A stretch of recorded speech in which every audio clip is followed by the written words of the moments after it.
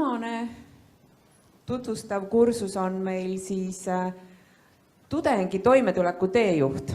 Väga põnev pealkiri, igal juhul jääme ootama tutvustust. Aitäh! Tere! Mina siis räägin Tartu Ülikooli õppeainest ja siin on kõik oluline info on välja toodud. See on sissejuhatav õppeaine Tartu Ülikoolis. Sihtgrupp on humanitaarteaduste ja kunstide valdkonna tudengid, kes õppivad bakalaureuse õppes ja nad on esimesel kursusel, ehk siis see on õppeaine, mis on kõige esimesel semestril selline õppimist tutvustav õppeaine. Ja see, millele ma keskendun, on juhiste roll siis sellisel kursusel, mis ei ole väga suure mahuga kontaktõppe mõttes. Ja kuidas selline õppeaine üldse tekkis, et see on 2 aastat tagasi loodud õppeaine. Peamiselt on ta selline probleemist lähtuv lahendus, kus programmijuhid, bakalaureusõppe erinevate õppekavade programmijuhid väljendasid muret erinevates teemades, et kuidas tudengite toimetulekut ikkagi oleks vaja toetada. Sinna juurde natukene erinevaid uuringuid, mis ütlesid, et esmakursuslased on suures mahus hädas umbes 4 teemaga. Üks on siis organisatoorsed küsimused, ehk siis, et kui nad tulevad uude haridusasutusse, et siis millised reeglid seal on, kus nad leiavad olulise info üles, mis on need erinevad regulatsioonid, millest nad peavad lahtuma ja nii edasi. Teine teema on seotud õpingutega, ehk siis, et mis see on ikkagi, mida ma tegelikult õppima tulen, mida see õppekava endast kujutab. Kolmas asi on seotud nende isikliku eluga, et kuidas leida tasakaalu oma päriselu ja nende õpingute vahel, seda enam, et meil on järjest rohkem tudengeid, kes käivad samal ajal tööl. Ja 4. teema on seotud suhtlemisega, ehk siis, kuidas leida kontakti oma kursusekaaslastega ja kuidas suhelda siis nende võõraste inimestega, keda kutsutakse õppejõududeks. Ja siis me saime kokku kamba programmijuhtidega, võtsime kaasa mõned üliõpilased, kaardistasime ära, et mis on need kõige suuremad probleemid esimesel kursusel õpingute alustamises ja selle probleemide loetelu juurde mõtlesime, et mis need lahendused oleksid ja kuidas seda siis me saaksime kõige paremini toetada. Ja tulemuseks oli siis õppeaine, mille maht on 3 EAP-d, kus on põhiosa tegevusest on iseseisev tegevus. Seal on kontaktõpet on suhteliselt vähe, et seal on siis 2 loengut ja siis 4 seminari.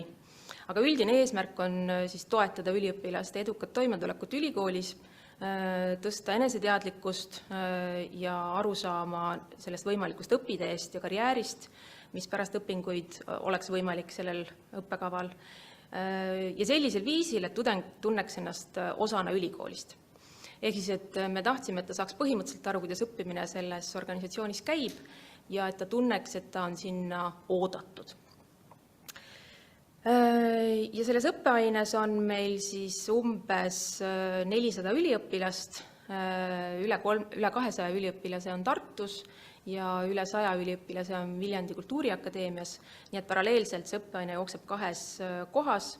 Kokku puudutab see Tartus 12 õppekava ja Viljandis 5 õppekava. Ja need kaasatud osapooled siis tähendab seda, et sinna on kaasatud siis nende õppekavade programmijuhid, kes nendega ka vahel kohtuvad iga väikese selle oma õppekava grupiga ja siis erinevad inimesed, kes aitavad seda õppeainet siis läbi viia. Moodle'is on e-tugi ja me oleme seda siis harjutanud 2 sügisel. Ja kui mõelda selle peale, et mida see teejuht üldse võiks tähendada, et siis eesti keele seletav sõnaraamat ütleb, et teejuht on midagi umbes 3 sellises kihis. Et see võib olla keegi isik, kes ütleb, et hakkame minema sinna poole. See võib olla mingi maakaart või mingisugune selline praktiline juhis, et ma saan iseseisvalt vaadata, näppuga järge ajada ja seda mööda liikuda. Või siis see võib olla keegi suunaja või selline inspireeriv olend, kelle järgi ma tahan ise hakata minema. Ja siis me proovisime kõiki neid 3 aspekti selles õppeaines ka kuidagi ära kasutada, ehk siis, et meil on need päris inimesed, enamasti need on programmijuhid, kes aitavad tudengitel natuke kätt hoida ja suunda näidata. Siis meil on see Moodle'i kursus, mis on päris paljude toetavate materjalidega ja siis on need suunajad ja inspireerijad, kes ühelt poolt on erinevad õppejõud, kellega nad semestri jooksul kokku puutuvad, aga teiselt poolt ka on selles õppeaines ülesanne kohtuda grupiga siis mõne vilistlasega ja uurida, et mis nende eludest on saanud ja kuidas need õpingud on toetanud seda teekonda, kuhu nad praegult on jõudnud. Ja need juhised on meil selles mõttes selles õppeaines nagu kahte liiki, et üks on see sisuline juhis, et selle õppeaine eesmärk on toetada seda, et kuidas ta ülikoolis õpingutega toime tuleb. Aga teine kiht juhiseid on see, et kuidas konkreetselt selles õppeaines toimetada. Ja ma keskendun nüüd sellele teisele kihile. Ja hästi kokkuvõtvalt öeldes, et on hunnik juhiseid tudengile. Alustades sellest, et meil on sissejuhatav video, mis tutvustab, kuidas see õppeaine on üles ehitatud ja millistes sammudes ta midagi tegema peab ja mida me juba teame, et tavaliselt tudengil on okei tunda esimesel semestril. Siis on juhis selle kohta, et kuidas selles õppeaines üleüldiselt toimetada Moodle'is, mida kohe näitan samm-sammuliselt. Siis on see klassikaline ainekava, siis on ülevaade kõikidest kuupäevadest, millal on vaja kohtuda, ülevaade kuupäevadest, millal peab midagi kuhu esitama. Siis iga teema alguses, mis on Moodle'is olemas, on väike sissejuhatav tekst konteksti avamiseks, siis on sisulised õppematerjalid, kodutööde juhised, natukene edenemise skaalat, et ta näeks, kaugel ta oma asjadega on, see, et ta saab oma kodutöödele tagasisidet ja siis õppejõudude, mitte õppejõudude, vaid õppejõufoorum, kus ta saab tudengitele saata teateid. Ja ma siin noogutasin üle-eelmisele esinejale kaasa, et mulle tundub, et tudengite foorum kui selline on ka oma aja natukene ära elanud. Nii, aga nüüd ma luban teid meie Moodle'isse. Et Moodle on siis selles mõttes klassikaline Tartu Ülikooli Moodle, kus esilehel on sihuke kerge sissejuhatus, et tere tulemast, oled meie juurde oodatud. Siin on ülevaade õpiväljunditest, kuhu selle õppeaine jooksul peaks lõpuks jõudma. Ja siis on 2 esimest juhist. On lingitud tervitusvideo, mis annab ülevaate kogu õppeainest ja siis on õpijuhis. Ja õpijuhis koosneb 4 osast. Esiteks on seal ülevaade sellest, et mida ja kuidas selles õppeaines peaks õppima. On ära defineeritud, et mis asi on üldse õpiväljund, sest ega esmakursuslane seda tavaliselt ei tea. Siis on ära nimetatud, et mis on need õpiväljundid, kuhu ta selle õppeaine lõpuks peab jõudma ja milliste tegevuste kaudu ta peaks sinna jõudma. Ehk siis, et on loetelu iga õpiväljundi järel, et mida ta siis selles õppeaines peaks tegema. Siis teine juhis ütleb seda, et kui ma juba neid asju tegema hakkan, et siis kui palju see mult aega võtab. Et kuna tegemist on tõesti suures osas iseseisva tööga kursusega, et siis selleks, et toetada nende ajaplaneerimist, oleme me enam-vähem kujutanud ette, et milline kodutöö või milline iseseisev lugemine või materjalidega tutvumine, mitu tundi sellest 70+ üliõpilase töötunnist võiks siis võtta. Kolmas osa on siis see nii-öelda maakaart selle õppeaine kohta, kus on ajatelg ja ajateljel on need 5 teemat, mida üldse käsitletakse. Iga teema all on väiksed märksõnad, et mis on see sisu selle teema all. Rohelistes kastikestes on kõik kohustuslikud kodutööd koos kuupäevadega, millal neid esitama peab. Ja siis ajajoone all on need füüsilised kontaktkohtumised ja kellega ja mis teemal. Nii et siit joonise pealt saab siis näha, et need roosad on sellised kohtumised ringauditooriumis, kus kõikide õppekavad ja kõik tudengid 200+ on ühes ruumis ja seal käsitletakse siis õpioskuste teemat, ajaplaneerimise teemat ja vaimse tervise teemat. Ja helesinisega on siis kohtumised programmijuhtidega, kus käsitletakse nii selle õppekava võimalusi, mobiilsusakent, erialavalikuid, millisel semestril, milliseid õppeaineid oleks mõistlik võtta ja nii edasi. Ja 4. osa sellest õpijuhisest on seotud hindamisega, ehk siis, et siin on loetelu kõikidest kodutöödest uuesti koos kuupäevadega ja kelle käest siis millisele kodutööle tagasisidet saab. Ja Moodle'i struktuur on üldiselt teemade kaupa.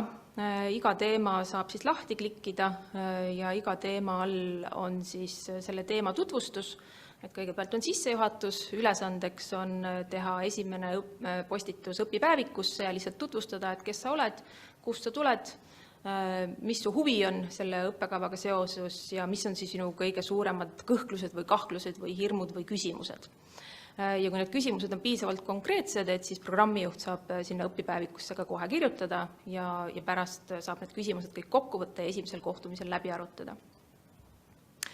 Teine teema on siis üldine tutvumine ja tutvumine tähendab muu hulgas tutvumist ka ülikooli regulatsioonidega, ehk siis me sunnime neid lugema õket, võtta regulatsioone, siis e-õppega seotud kokkuleppeid, hea õppimise tava, selle AI kasutamise korda Tartu Ülikoolis ja muid asju, mida lõpuks või juba esimesel semestril tegelikult õppejõud eeldavad, et tudeng teab. Et me siis nagu sunnime neid seda tegema ja siis nad saavad teha ka enesekontrolli testi nende samade materjalide peale, et kinnistada muu hulgas seda, et nad oskaksid siis paremini käituda. Ja muu hulgas on seal ka üks testi küsimus, et kuidas oleks viisakas õppejõule e-kirja kirjutada.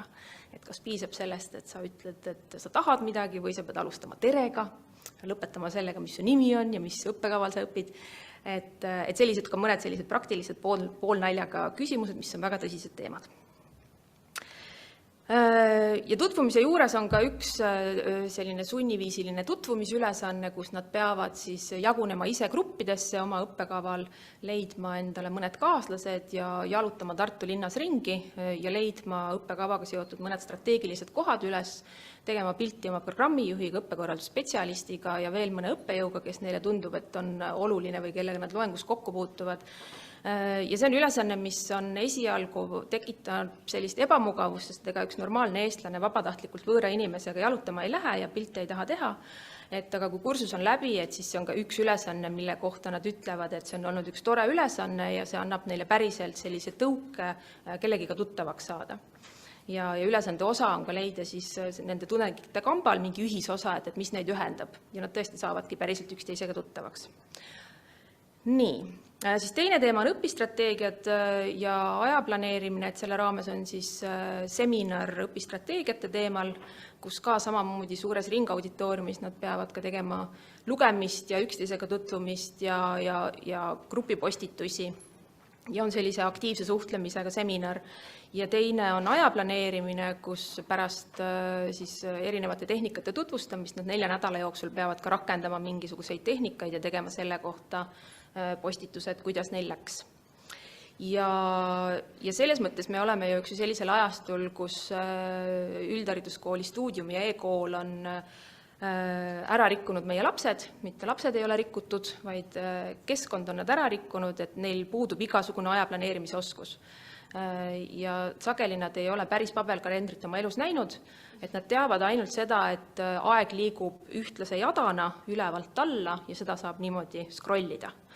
Ja kui nad seda ajaplaneerimise ülesannet peavad tegema 4 nädala jooksul, kus muu hulgas on klassikalised asjad, eks ju, et tee endale to-do list ja tee prioriteete ja igal õhtul, kui sind piinab, et sa ei saa magama jääda, et sul on asjad tegemata, pane kirja ja siis sa saad magada, siis sa tead, et sul ei lähe need asjad meelest ära.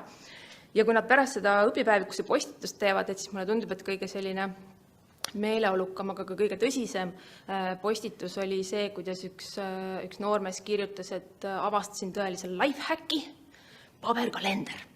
Ehk siis, et need on väga praktilised asjad, mis nende jaoks on vahel täiesti esmakordsed. Nii, 3. teema on õppekava ja õpingud ja seal me jällegi pehmelt siis sunnime neid nägema seda, et mis saab nende õpingute järel, ehk siis, et nad viivad läbi videointervjuu ühe vilistlasega. Ja jällegi see on ebamugav ülesanne, sest et nad veel üksteist väga hästi ei tunne, aga nad peavad ise moodustama grupid, ise võtma ühendust vilistlasega. Vilistlaste nimekirjad tõesti annab ikkagi programmijuht ette, et kelle seast valida ja siis nad peavad kohtuma selle inimesega, tekitama selle veebikohtumise enamasti, aga on olnud ka selliseid tõeliselt kõrgetasemelisi mitme kaameraga filmitud intervjuusid, mis on kokku monteeritud ja tehtud igasugust peent digipädevust sinna vahele. Või ka on oldud näiteks, et mindud väiksema kursusega kellegi juurde koju ja kui ma seda videot vaatasin, siis ma mõtlesin, et see on kõige armsam asi, mida ma näinud olen, et kamiin oli seal ja kartulisalat ja kõik need muud asjad ja tõesti saadi selline sisemine vaade kogu õppekavale, et mida sealt oleks mõistlik siis tähelepanu alla võtta. Järgmine teema on õpingute planeerimine, kus fookus on siis iseenda õpingute planeerimisel. Ja jällegi see, mida programmijuhid on sageli kurtnud, on, et tudengitel õppekava kohta tegelikult ülevaadet ei ole, nad satuvad sinna mõnikord pooljuhuslikult, mõnikord, kui see pealkiri on piisavalt sarnane gümnaasiumi pealkirjaga õppeainetes, et siis nad teavad, mis see tähendab. Ja siis me sunnime neid minema õisi, otsima üles terve see õppekava, lugema see läbi ja täitma enda kohta siis see 3 aasta plaan. Et milliseid õppekavast, milliseid õppeaineid, millisest moodulist ma tahan valida, millal ma mõtlen näiteks välismobiilsuse peale või mis on need kõrvalerialad või mingid ained, mida ma tahan võtta hoopis mõnest teisest ülikoolist. Ja selle kohta nad saavad programmijuhilt ka siis tagasisidet. Ja viimane teema on tervis ja toimetulek, kus me ei räägi midagi, nemad iseseisvalt tutvuvad materjalidega, uni, liikumine ja õppimine ja siis on ka vaimse tervise loeng ja kokku siis nad peavad tegema ka selle teoreetilise materjali põhjal enesekontrolli testi. Ja siis on lõpp. Ja lõpupostitus on foorumi postitus, aga see on üleskutse, et ole loov. Ja sinna tõesti tuleb muusikavideosid, luuletusi, haikusid, väga palju. Eelmine aasta oli väga populaarne, oli igasugune meemipank, aga ka joonistusi, lauluga videoid, kus ma ise laulan terve selle semestri kokkuvõtteks. Või siis nad on tõesti nagu väga loovad, nad on hästi meeleolukad ja neid postitusi, kui nad on enda oma ära saanud esitada, siis nad näevad ka teiste omasid, et see annab sellise päris toreda kokkuvõtte sellest semestrist.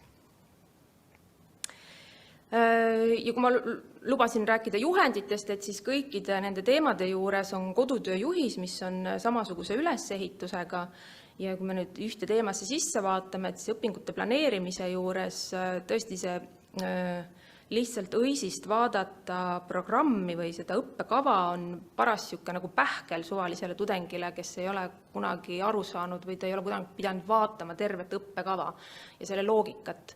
Et siis selleks me eelnevalt tegime video, Joonmeedia aitas meil siis ära korrastada kogu see õppekava, seda me täna siin ei vaata, aga see-eest te saate seda pärast kodus vaadata, kui te selle YouTube'ist üles leiate, et see on avalikult kättesaadav.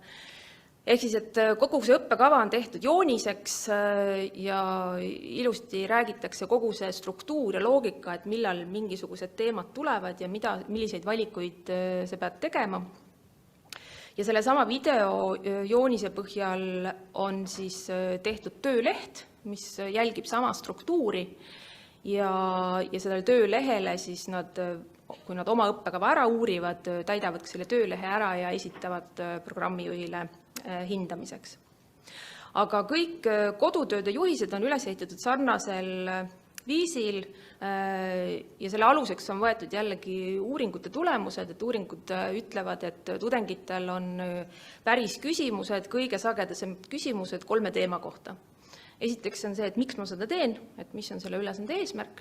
Teine on see, et kuidas ma seda teen, et mis täpselt need sammud või etapid on selle sees. Ja 3. on see, et milline on hea töö, ehk siis, et kuidas seda tööd hinnatakse või et mida see õppejõud täpselt minult ootab. Ja sellest lähtuvalt on kõikides juhistes kõigepealt ülesande taust, ehk siis, et miks ma seda teen või miks see teema on oluline, mis on selle eesmärk. Ülesande kirjeldus, et millistest etappidest see koosneb, mis sa täpselt selle ülesande raames tegema pead. Ja siis praktilised küsimused, et millises vormis, kuhu, mis ajaks sa pead seda esitama ja millest ta peab koosnema. Ja siis väike kuvatõmbis ka selle kohta, et kus sa selle Moodle'is üles leiad selle koha, et kuhu seda esitada. Sest et me peame arvestama, et tudeng, kes tuleb esimesel semestril on ülikoolis, et siis ta paralleelselt kohtub umbes 10 Moodle'iga, mis näevad kõik väga erinevad välja, aga need juhised on väga erinevad ja sageli ta väga intuitiivselt veel ei oska seda kasutada. Nii, ja siin on siis lihtsalt üks näidis ühest tudengitööst, et milline see õppekava läbivaatamine ja kokkuvõte on. Et on leidnud need erinevad moodulid ülesse, vaadanud, et millise mahuga, millised õppeained on ja kujutab enam-vähem ette, et mis hakkab seal saama. Sest et sageli tudengid on esimesel aastal veidi pettunud õpingutes, sest et seal on palju üldaineid ja neil tekib hirm, et äkki see on kogu õppimine. Et aga kui ta sunnitakse sinna õppekava sisse vaatama, siis ta saab aru, et kõik need ägedad ained on ikkagi ka seal ja et need tulevad. Ja siis, kui mõelda selle peale, et kuidas meil läheb, et siis meil läheb sedasi, et me oleme rahul tulemustega, et tudengite tagasiside ütleb, et ülesehitus selle õppeainel on selline, mis toetab nende õppimist, et see veebikeskkond toetab nende õppimist ja vaatamata sellele, et neil on ainult 25% kogu sellest õppemahust on midagi, mis on kontaktõppe ja ülejäänud on kõik iseseisev tegevus, nad hindavad väga kõrgelt, et õpetamine oli mitmekesine. Ja see on seotud paljugi nende ülesannetega, et nad on hästi variatiivsed, nad sunnivad omavahel suhtlema, nad sunnivad selle õppematerjalidega interaktsioonis olema ja ise tegutsema. Ja samamoodi, et me arutlesime õpitava üle. Et kuigi tegelikult väga palju ühes füüsilises ruumis arutelusid justkui ei olegi. Ja et hinnatakse seda, mida õpetati. Aga selles mõttes on see klassikaliselt sellistele sissejuhatavatele pehmetele ainetele omaselt. Ma arvan, et on see õpitulemus, et see pani mind proovile, on suhteliselt madal, sest et klassikalises akadeemilises mõttes seal niisugust proovile panekut ei ole. Et see ongi, sest selle eesmärk on selle õppeaine eesmärk on hoopis midagi muud. Ja mida tudengid on tagasisidesse veel kirjutanud, et kui nad on pidanud selgitama oma hinnanguid väitele, et õppeaine oli väärtuslik, siis nad toovadki välja praktilisi oskusi, et ma sain midagi teada aja planeerimise kohta, kuidas stressi ennetada, kuidas meeskonnas tegutseda ja et see andis päriselt mingi juhise ülikoolis tegutsemiseks. Ja eriti hea meel on lugeda nende kommentaaride osas, mis ütlevad, et ma sain päriselt kellegiga tuttavaks ja see soodustas seda, et meil hakkas see grupp kuidagi tööle. Et ma hakkasingi päriselt mõtlema oma õpingute plaani peale ja ma küsin vajadusel abi. Ehk siis, et mis on nagu esimesel kursusel eriti oluline see tunne, et ma tean, kelle käest küsida ja ma olen seda teinud ja ma olen vastuseid saanud ja see on okei, et ma ei jää nende asjadega üksinda. Ja et kui enesetunne ja enesekindlus sellel esimesel semestril kasvab, siis on suurem tõenäosus, et ta jääb püsima. Küsimusele, et mis toetas õppimist, võiks öelda, et vastused on umbes 3 kategoorias. Üks on see, mis puudutabki Moodle'i kursust ja õppematerjale, et nad olid hästi organiseeritud, nad olid kergesti intuitiivselt kuidagi jälgitavad, mitmekesised ja et need materjalid, mis seal olid, aitasid päriselt mul õppida ja teha neid teste ja neid kodutöid. Siis ülesanded ja ajaplaan, ehk siis, et see üldine raamistik, mis sinna loodud oli, toetas õppijate tegutsemist. Ja kui iseseisva tööga õppeaines tuuakse välja, et mind toetas õppimises kaaslased, õppejõud ja koos tegutsemine, et siis minu jaoks on see nagu hea kinnitus selle kohta, et need kodutööd, mida nad pidid koos ise tegema iseseisvalt, et nad täitsid seda eesmärki, et nad hakkasid omavahel rohkem suhtlema. Ongi kõik. Aitäh! Aitäh taas väga põhjaliku tutvustuse eest ja siin oli nagu 2 kärbest ühe hoobiga, et saime näha väga head e-kursust kvaliteetsest ja teiselt poolt siis saime sisu poole pealt õppija toimetuleku teejuht, et kuidas kavandada ka võib-olla oma koolis sellist kursust sisu poole pealt, et väga häid mõtteid oli siin, et sellest suur tänu. Kas on tekkinud veel küsimusi lisaks, et palun, et praegu on see võimalus. Aitäh, tõesti väga meeldiv ja väga selline inspireeriv kursus oli. Eriti mind kõnetas see, et see on humanitaaria valdkonnas, kus me teame, et väljalangevus on pisut suurem võib-olla kui mõnes teises valdkonnas. Ja minu küsimus on, võib-olla te ei ole uurinud seda, aga kas on näha, et selline kursus kas vähendab väljalangevust või annab õppijale varem aimu, et see ei ole tema asi? Jah ja jah. Ühelt poolt, kui me vaatasime seda statistikat, et siis, kui ma õigesti mäletan, et siis 5% väljalangus vähenes. Aga meil on olnud see ainult 2 aastat, eks ju, et see võis olla ka juhuslik tulemus. Ja mis see teine pool oli? Et kas nad saavad aru, et nad ei ole õiges kohas. Et meie eesmärk ei ole mitte neid mõistma panna, et nad on vales kohas, vaid vastupidi, et nad saaksid aru, et nad on tulnud õigesse kohta ja et me tekitaksime neist tunde, et nad ei taha siit ära minna, sest see on tore. Ja kuna praegult me võime arvata, et see toetab seda, et siis on nagu hästi. Aga kui ma mõtlen, et kuidas on nagu õpitulemuste mõttes, et siis esimesel aastal, kui me seda alles päris esimest korda tegime, et siis neid, kes seda kursust ei lõpetanud mingil põhjusel, oli Tartu versioonis siis üle 10%. Ja tõenäoliselt osad nendest olid need, kes olid juba katkestanud ka õpingud, et aga sellel sügisel oli siis neid umbes 5% 250-st. Ja siis teine küsimus oli veel. Väga põnev oli see, et programmijuhile üliõpilane annab siis selle oma versiooni sellest õppekavast, mida ta tahaks õppida. Et ma usun, et programmijuht ei hinda seda, kui hästi ta selle ülesande täitis, ehk et kas ta valis õigeid ained, vaid ta tõenäoliselt hindab või vaatab selle plaaniga seda, et kuidas see üliõpilane võiks edenema hakata. Mu küsimus on võib-olla selles, et kas hiljem ka seda vaadatakse, et kas üliõpilane näiteks õppekäigus sellele ka hiljem tagasi vaatab koos programmijuhiga? Hea küsimus. Veel ei tea. jah, tasub selle peale mõelda. Ma tean, et Viljandis on siis rakenduskõrgharidus ja see kestab 4 aastat. See õppeaine on seal alguses see sama asi ja nemad on praegult välja arendamas 3. õppeaastat tudengi toimetuleku teejuht 2, kus oleks natukene seda sama jätku, et uuesti toetada ja mõelda, et kuidas nad lõpuni vastu peaksid. Aitäh, kas on veel küsimusi? Igal juhul väga põnev.